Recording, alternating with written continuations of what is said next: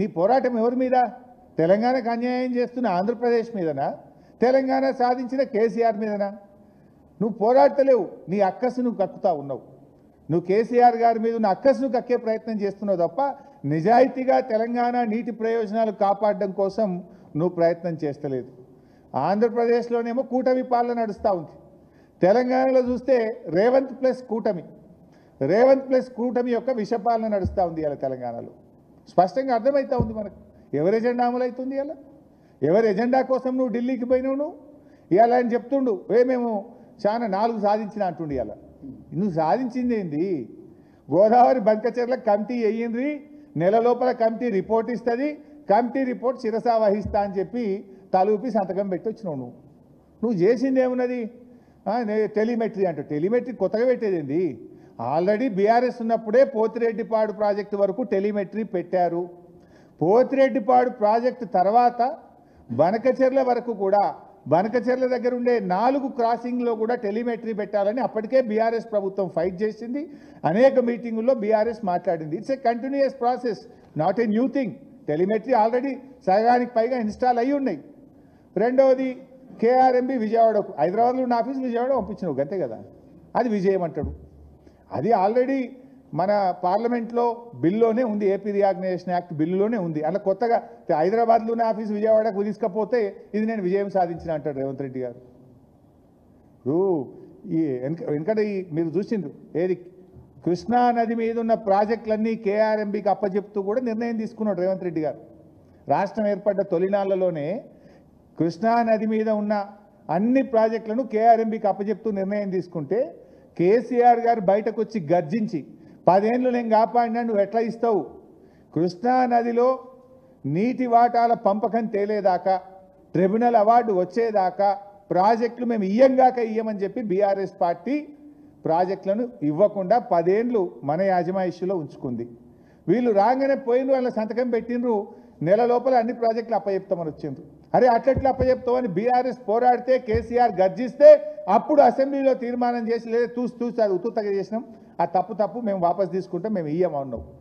ఆనాడు ప్రాజెక్టులు అప్పచెప్పేసినావు. ఇంతకుమించి నువ్వు చేసిందేంది? రేవంత్ రెడ్డి గారు మాట్లాడుతూ ఏదో పెద్దగా మేము సాధించినాం, 20 నెలలు అయింది నువ్వు వచ్చి, 20 నెలలు నువ్వు సాధించింది ఏమన్నా ఉంటే పెద్దవాగ్ కూలిపోయింది, ఎస్ఎల్బీసీ కుప్పగూలిపోయింది, వట్టెం పంప్ హౌస్ మునిగిపోయింది, ఆ జూరాల గేట్లు పడిపోయినాయి. యానను ఒక చెరువు కడితివా, ఒక చెక్ డ్యామ్ కడితివా, ఒక ఎకరానికి నీళ్ళు ఇస్తావా? ఏంది నువ్వు చేసింది? ఇంకా ఉల్టా బాబు గారికి గురుదక్షిణ కింద కృష్ణానదిలో 500 టీఎంసీలు చాలు అంటూ, నువ్వెవరు 500 టీఎంసీ చాలని చెప్పడానికి? కేసీఆర్ గారు 9 ఏళ్ళు పోరాడిండు.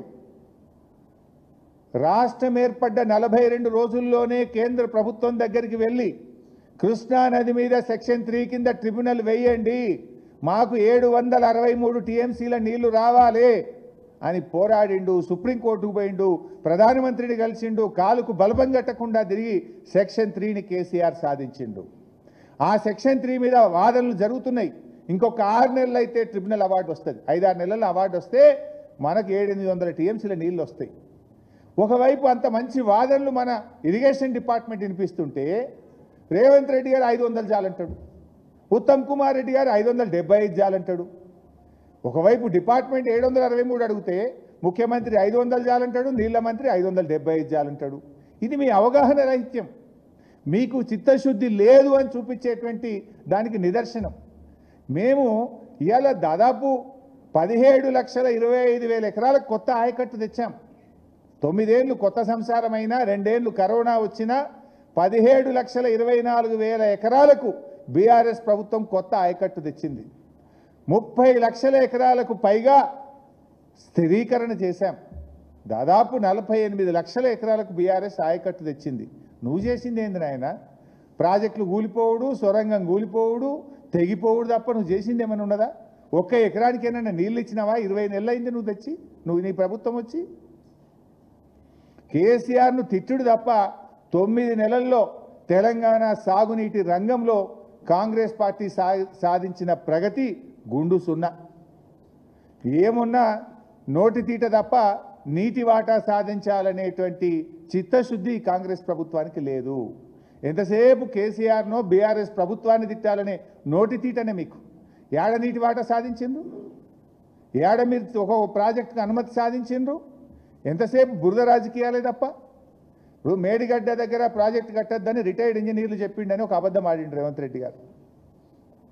ఆ రిటైర్డ్ ఇంజనీర్లను ఆయన అబద్ధాలు చెప్పేందుకు వాడుకునే ప్రయత్నం చేసిండు. కనీసం వాళ్ళని అడుగు, వాళ్ళ ఎక్స్పర్ట్స్ రాష్ట్రం కోసం ఎంతో కష్టపడ్డారు. గోదావరి బనకచెర్ల ప్రాజెక్టు మీద రిటైర్డ్ ఇంజనీర్ల అభిప్రాయాలు అడుగు. నిపుణులు ఉన్నారు, అనుభవజ్ఞులు ఉన్నారు. నువ్వు ఎవరిని అడగకుండా పోతావు? అంత స్పష్టంగా కేంద్ర ప్రభుత్వ సంస్థలు CWC, KRMB, GRMB, Polavaram project authority, environment department ఆ డిపిఆర్ను తిరస్కరిస్తూ ఉంటే నువ్వెందుకు పోతున్నావు మీటింగ్కు? ఉరికి పరిగెత్తి కమిటీలు ఎందుకు వేస్తున్నావు? కమిటీల నిర్ణయాన్ని ఎందుకు శిరసావహిస్తా అంటున్నావు? Is it not betrayal? ఇది రాష్ట్ర ద్రోహం కాదా? ఎన్ని కొరడా దెబ్బలు కొట్టాలని నేను అడుగుతా ఉన్నా. ఈ ద్రోహానికి పాల్పడ్డందుకు నిన్ను ఎన్ని కొరడా దెబ్బలు కొట్టినా తక్కువే మిస్టర్ రేవంత్ రెడ్డి. ఉదయం బైకాట్ అంటావు, సాయంత్రం బాయ్ రాజకీయాలు చేస్తావు. నీ ఇష్టం వచ్చినట్లు తెలంగాణ సాగునీటి ప్రయోజనాలను ఆంధ్రప్రదేశ్ కట్టబెట్టే ప్రయత్నం చేస్తే బీఆర్ఎస్ పార్టీ చూస్తూ ఊరుకోదు. తస్మాత్ జాగ్రత్త అని చెప్తున్నాం. నీళ్ల విషయంలో నిజాయితీ ప్రదర్శించు, లేకపోతే తెలంగాణ ప్రజలు నిన్ను అదే నీళ్ళలో ముంచుతారు. జాగ్రత్త అని చెప్పి కూడా నేను ఈరోజు హెచ్చరిస్తా ఉన్నా. అసలు నువ్వు ఏం సాధించినావు? ఇవాళ మార్పు అంటూ ఏం మార్పు తెచ్చినావు ఆయనను? కేసీఆర్ ఆనవాళ్ళు లేకుండా చేస్తా, మార్పు తెస్తా అంటావు. ఏం మార్పు తెచ్చినావు? మార్పు ఏంటంటే నీళ్లు చంద్రబాబుకు, నిధులు రాహుల్ గాంధీకి, అపాయింట్మెంట్స్ మాత్రం తెలంగాణ ద్రోహులు ఆదిత్యనాథ్ దాస్ లాంటి వాళ్ళకు. ఇదే కదా నువ్వు తెచ్చిన మార్పు. నువ్వు తెచ్చిన మార్పు ఏమున్నది? ఇవాళ ఈయన గారు గొప్పగా మాట్లాడుతున్న టెలిమెట్రీ గురించి. అసలు ఇచ్చిన నీళ్ళు వాడుకునే తెలివి లేదు మీకు. తాత్కాలిక ఒప్పందం ప్రకారంగా మనకు 34% వాటా ఇచ్చిండ్రు. ఆ 34% వాడే తెలివి లేదు మీకు. పోయిన వాటర్ ఇయర్లో ఓన్లీ 28% వాడారు. 6% తెలంగాణకి ఇచ్చిన కేటాయింపులను వాడుకోలేని చేతగాని దద్దమ్మ ప్రభుత్వం ఈ కాంగ్రెస్ ప్రభుత్వం. 65 టీఎంసీలు ఆంధ్రప్రదేశ్కు వదిలిపెట్టి తెలంగాణలో భూములు ఎండగొట్టినారు, పంటలు ఎండగొట్టినారు. తెలంగాణ ప్రాజెక్టులకు క్రాప్ హాలిడే ఇచ్చింది మీరు. నీళ్లు ఉండి వాడుకోలేని చేతగానితనమా? లేదు చంద్రబాబు నాయుడుకు గురుదక్షిణ. నాకు అర్థం కాదు. 34% ఎందుకు వాడలే పోయినసారి? ఎందుకు నెట్టంపాడు కింద క్రాప్ హాలిడే ఇచ్చారు? అరే మొన్న కూడా ముళ్ళు గట్టబట్టి పొడిచినట్టు శ్రీశైలంలో వరద వచ్చింది, ఆడ పోతిరెడ్డిపాడు గేట్లు తీసిండ్రు. రేపు తెల్లారితే శ్రీశైలం గేట్లు తీస్తున్నారు. నువ్వు కల్వకుర్తి మోటార్ల కట్కెందుకు ఒత్తుతలేవు బిడ్డ? నువ్వు ఒత్తుతావా? రైతులు తీసుకొని వచ్చి మమ్మల్ని ఒత్తుమంటావా అంటే తెల్లారు ఉరికిపోయి గప్పుడు ఒత్తిరు. 36 రోజులైతే పోయినాయి కదా నీళ్ళు. 36 రోజుల ముందే కల్వకుర్తి మోటార్లు ఒత్తుకొని ఉంటే, ఒక నెల రోజుల ముందే నాట్లు పడుతుండే, నెల రోజుల ముందే రైతులు పంట పండించుకుంటుండే, మన వాటా మనం తీసుకునే అవకాశం ఉండే కదా. ఆంధ్రప్రదేశ్ పోతిరెడ్డిపాడు గేట్లెత్తిరా మీకు సోయి రాదు. బీఆర్ఎస్ పార్టీ ప్రశ్నిస్తే, బీఆర్ఎస్ పోరాడితే, బీఆర్ఎస్ నిలదీస్తే అప్పుడు పోయి మీరు కల్వకుర్తి మోటార్ లాంచ్ చేసిండ్రు. అసలు మీరు ఎక్కడ నిజాయితీ ఎక్కడిది మీకు?